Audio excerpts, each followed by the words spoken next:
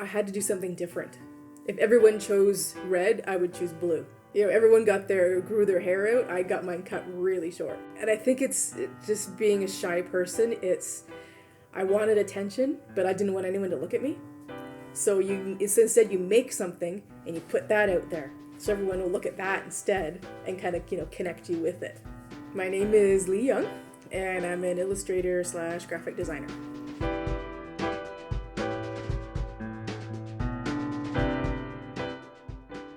Hi, my name is Emily Milling. And I'm Jenny Tang. And this is Her Name Is, a podcast about creative women you should know. We've combed the city of Toronto and surrounding area to find some of the most talented and inspiring women working in creative industries. Every other week, we will tell you one of their stories. We want to share their experiences with other amazing women that are looking for inspiration to do the same. Pursuing anything in the creative field is challenging. 1, it's a very competitive industry. 2, you seem to spend a lot of time defending it. 3, you genuinely have to be passionate about it, otherwise it'll be an excruciating ride.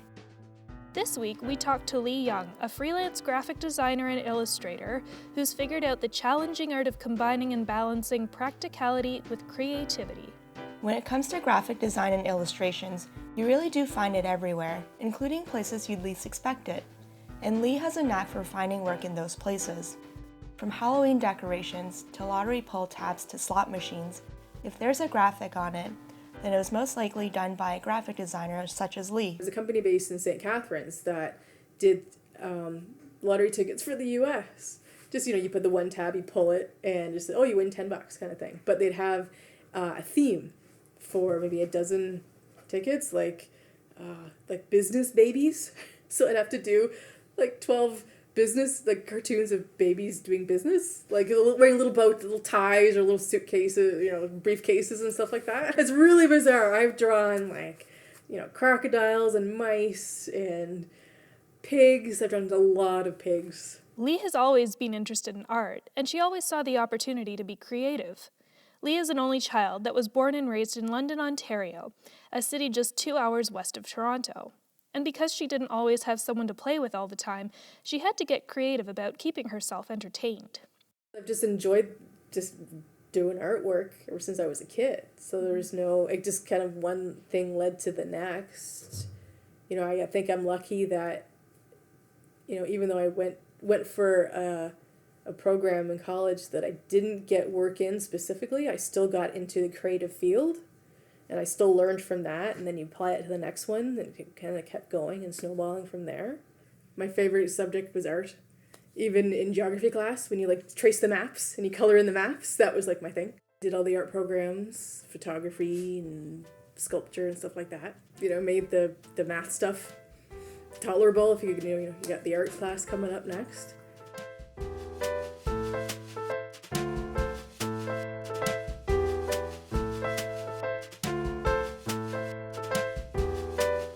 In high school, many of Leigh's friends chose engineering or medicine. Of course, Leigh had to do the opposite, so she stuck with the arts. Finishing high school 6 months early, she left to attend Beal Art, a world-renowned arts program in London that's offered by Beal Secondary School. She stayed there for the remaining of her grade 12 and then went back for another year. They're really well known for their art program, which was a completely separate annex to the high school. So it had the high school students were going there, but you could transfer in. If you were an adult student, you could go there and take art classes all day. If you're going to go into something creative, it was a good place to go to decide where to go from there, because I had no idea what to do, once I finished high school. An all-day art school was really the dream for Leigh. She took advantage of almost all the classes being offered at Beal Arts to figure out what she wanted to pursue for her post-secondary degree. There was 2 different kinds of printmaking. There was 3D sculpture, painting, animation, graphic design, textiles, and art history. So you got a taste of everything. So even if you could learn skills in everything. So even if you couldn't decide, okay, I'm doing a career in this, you'd at least have a hobby. You could learn, start a hobby for your lifetime. So that was really, really neat. The illustration, the animation seemed like the best avenue for a career. The other, at least at the high school brain, that's where you could actually get a job. But I think each of those classes kind of gave me a few tools to add to what I decided to go in. After Beal Art, it was a toss-up between animation or graphic design at Sheridan College in Oakville, a town just outside of Toronto. I knew that Sheridan in Oakville had the 2 programs for that, and I think I chose animation because I thought it would be fun. And I knew graphic design is definitely practical and logical, and part of me wishes I took that class now, but the animation class was fun, and I knew that I could probably do something with that after 3 years. It sounds so old, but it was totally different when I took it because it was all the hand drawn stuff, page, paper, page after page after page. So I still know those skills. I can apply them today. The 3-year animation degree, along with the industry itself, is run by men. For Leigh, and for her fellow female classmates, being able to make it through the program was a major feat. If there were 100 students in first year, there were maybe 12 girls. And by the 3rd year, there were maybe 30 students and maybe 6 girls. So it was definitely, the majority of the environment was the boys, which did get a little weird sometimes. But I think it kind of made the girls that stayed really, I don't want to say stand out because they were women, but it was a nice little group that we had. Because I think on the ratio, if there's so few women versus men, that by the 3rd year, I think it works out that more of the women made it to the 3rd year than the men did if you look at the numbers. So there was definitely a sense of, I'm one of 12 of 100 that made it in. Yeah, that was kind of nice.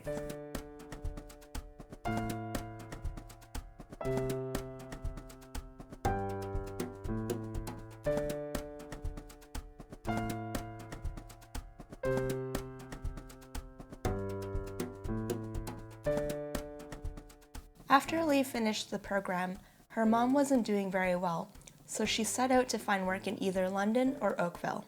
And it was a rough ride.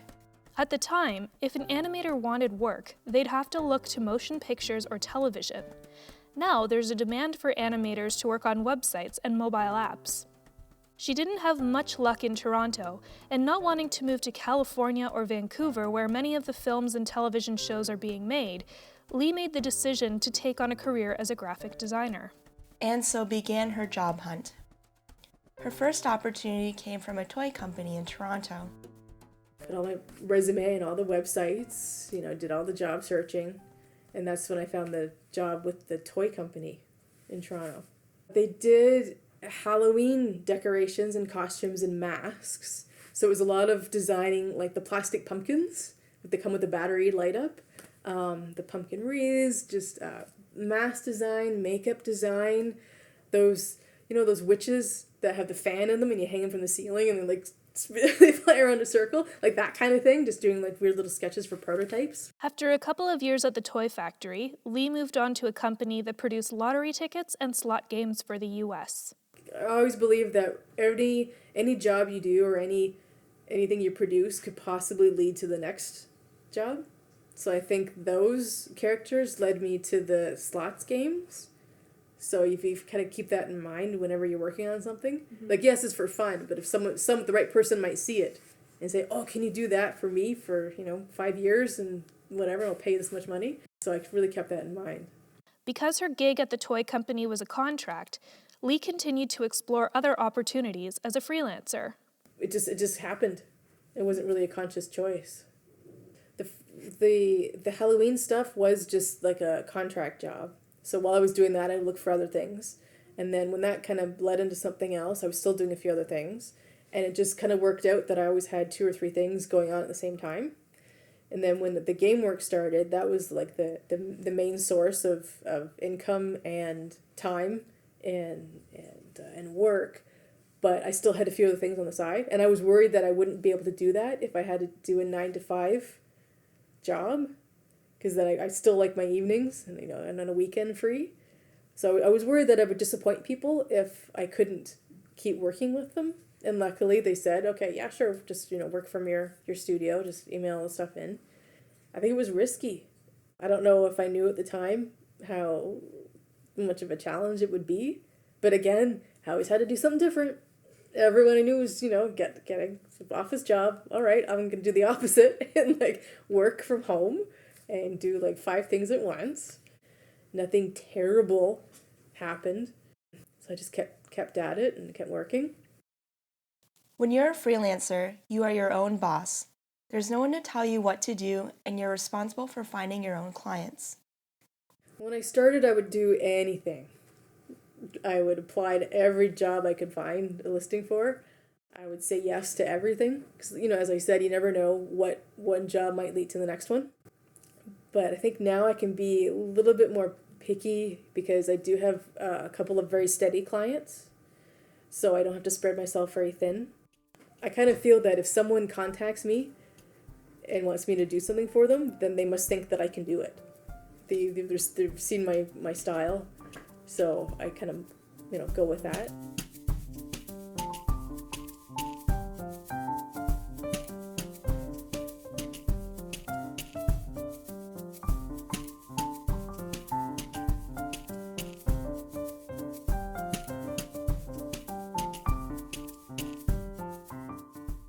Going off on your own is never an easy task, and Leigh has straightforward advice to offer. I guess I wish I would have known that there are a lot of opportunities, just from the smallest little job to like big assignments and projects. Just to know that it was going to work out. And I still have bad days and good days, questioning all life decisions some days. But, it worked out. Just keep at it. Somebody has to do it. I mean, just print ads, online ads, somebody's there making those graphics for like film, TV, for commercials, for advertising, for like logos, whatever. Somebody's designing that. So the trick is just getting in there, and so you can be the one who does it. Somebody has to do it, so why not you? In between her steady clients, she sets time aside to ensure she's able to work on personal projects, such as working on a comic. I had these 8 characters that were female Mexican wrestlers. So it's just kind of writing their, just so it was just totally for fun. Just writing their backstories, writing a little story for them, thumbnailing it, doing the 11x17 drawings, and inking it, scanning it, doing the cover, putting the dialogue. It was like so much work. But it's funny looking back now, thinking, how the heck did I do this? But at the time, I just was enjoying it so much, you don't think about that. Yeah, for right now, I don't think I'd have the patience to ever try that again.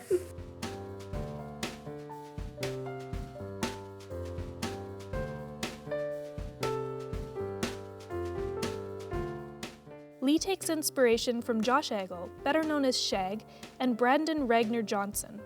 She also keeps a backlog of the design elements she likes from a variety of sources. Any design work is if I saw something I liked, file that away. So if I need to apply it later, whether it's just, 2 colors that go together or like a kind of font style, you say, you remember that. And when it comes to art style, I've always liked Shag and Ragnar, just because they're very clean, clean edges, just really nice character design and colors and everything. It's hard to name anyone because I'm just very anything and everything. Just like one drawing. Oh, I like the way they did shoes. So then I tried doing shoes like that, and it kind of morphs into something different. I like this person's color scheme. All right, let's try that color scheme. There's not really one specific source, which I think is okay. I mean, you're not pigeonholing yourself. You're not narrow-minded or anything. You just take it from anywhere. One of her design sources include her many stacks of old sketchbooks, which she likes to revisit when being creative feels more forceful than natural. I have just stacks of old sketchbooks. Like, they take up so much space, and I want to, I like to just get rid of them and, start fresh. But every time I try to throw them out, I can't, because they're just, you can flip through them, and you just, I remember the day I did that, or I was feeling really bad that day, but I still did this anyway. There was a while there that I was going back to my old pinup drawings and kind of redoing them like 5 or 6, 7 years later, just to see how I had changed in my drawing style. Sometimes it's just, you're struggling over a picture and you're like, oh, I knew I drew the perfect nose like 3 years ago. So you have to go through your old sketchbooks and find that nose. You're like, oh, there it is. And then you can, you apply that nose to your new drawing. think it's just, mood. Or you look at the old stuff and you wonder, like, how on earth did I spend all this time and energy into that? Because I remember it was like 3 weeks on this one drawing. How did I do it? How did I make 12 of these in like a month kind of thing? But it's fun to see how you progressed and changed over so many years. Yeah. Turning what she loves to do into a career is challenging. Being creative can be an exhausting exercise, so figuring out the balance between work and non-work projects is key to avoiding burnout. I think it's the creative outlet. It's hard having your job as the same thing as your hobby, or you could say your hobby is your job, because there are days where I'm on the computer all day, so the last thing I want to do is go back on the computer and do something for fun, or I'm drawing all day to work out something, and the last thing I want to do at the end of the day is just draw again. So that's kind of, still working on managing that. The one main thing about being creative that keeps Leigh and many other creatives coming back for more projects is the feeling she gets when she's in her zone. The best part is that buzz you get when you're right in the middle of something awesome that you're doing and you love it and you can't wait. It's that weird feeling that you can't wait to finish it because you want to see it finished, or it's in your head already done. You have to put it on paper the way you see it in your head, and it's done, and then you have to throw it out there. Or you don't have to show anyone, but it's, you put it out there and hopefully someone else likes it too. So it's that nice kind of buzz that you get. Yeah, I've kind of been missing that lately, so I'm trying to get that back of just doing something for fun to make yourself happy.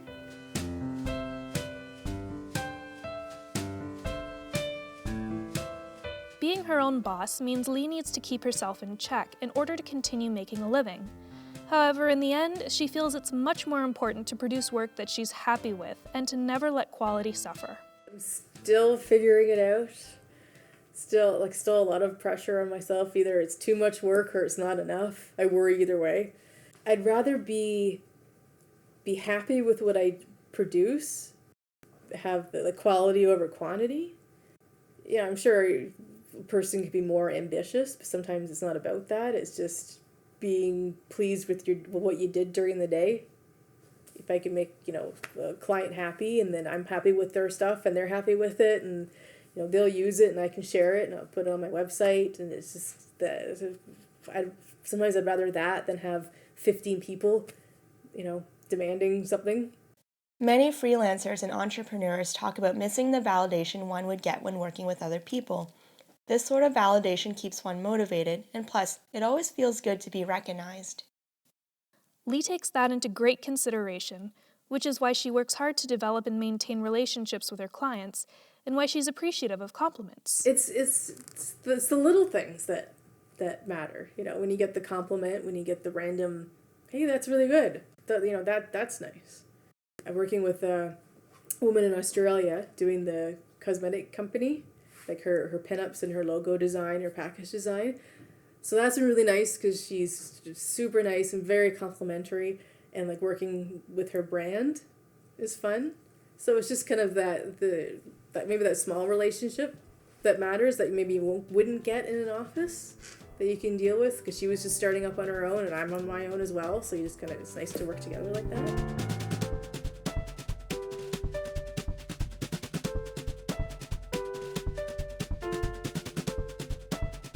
What makes Leigh the most happy is when she's working on her craft, which happens to also be her career.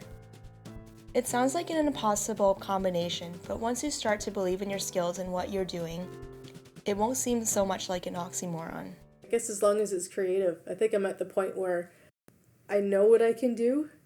I know I have some skills, and if I'm really not feeling it, at least I have to, you have to tell yourself, I know what I'm doing. I've done it before. I can do it again.